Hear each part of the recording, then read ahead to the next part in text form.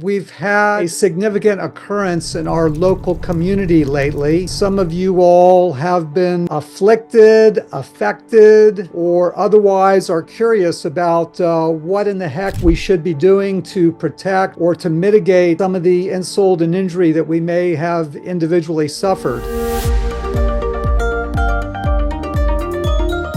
But to get to our most recent events in our community, this is what many of you saw. This is what many of you experienced firsthand or secondhand or third hand. So this was the initial fire.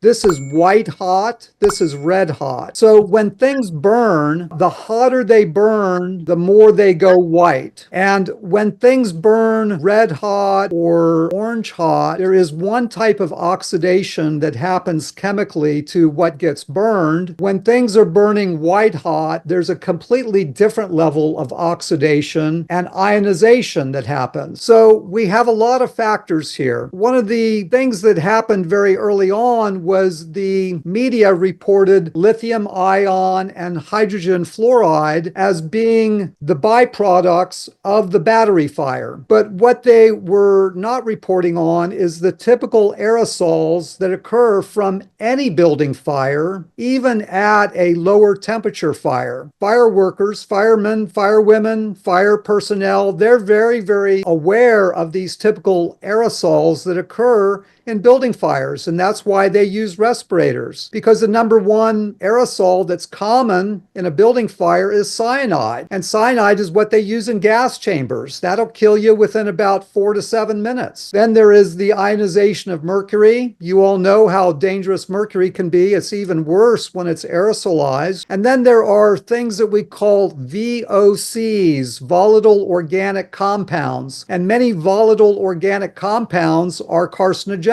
So these are just some of the very, very typical aerosols that we do need to be aware of when any burned at such a high level. Now, why is this so important? Because the fires are going to continue. They're going to continue to happen. They may become more frequent. They may be wood fires in forests, or they may be electrical fires in battery plants in the future. Well, as we saw in Los Angeles, some people were not able to evacuate, but one of the things that we learned in the last few years is how important your essential home medicine cabinet can be. And we expand that for toxic smoke care. How do you know if you need immediate care? Well, I hope that those of you that have taken my advice in the past on your home medicine cabinet, you have a pulse oximeter in your possession, because that's one of the ways of checking to see, are you getting enough oxygen into the blood? Even if I don't have a pulse oximeter, what are the symptoms that I would be experiencing that should have me go straight to a medical facility or dial 911? Well, are you short of breath? Do you have an irregular or a rapid heart rate? Are you becoming anxious? Other symptoms that occur soon after exposure to volatile organic compounds are things like eye irritation, throat discomfort, and coughing. Some people get headaches, dizzy, and become fatigued. Nausea and vomiting can happen. Itching of the skin from caustic contact of those compounds with the skin can occur. But again, the real red line ones are shortness of breath, anxiety, irregular heartbeat. Some of these chemicals can cause neurologic problems that affect the brain, cognition, create neurological disease. Some of them will show up as kidney disease in a delayed fashion, or gastrointestinal issues, or infertility. And these volatile organic compounds, we call them volatile because they're aerosolized,